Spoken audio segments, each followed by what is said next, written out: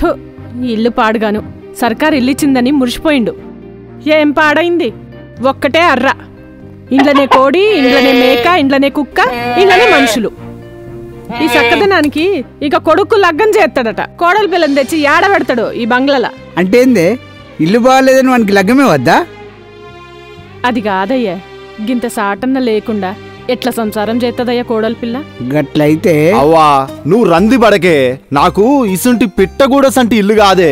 TRS సర్కార్ వస్తే 2 బెడ్రూమ్లు, హాలు, వంటిల్లు, బాత్రూము, పాయిఖానా అన్ని సౌలతులున్న ఇల్లు ఇస్తుంది. అందుకని మీరిద్దరు ఒక పని చేయాలి. ఏం చేయాలి బిడ్డ?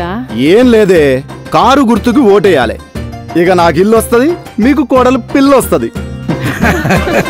బలహీన వర్గాలకు 2 బెడ్రూమ్ల ఇల్లు. లక్ష్యం నెరవేరాలంటే కారు గుర్తుకే మన ఓటు. కొత్త రాష్ట్రం, కొత్త నాయకత్వం, సరికొత్త పంథా.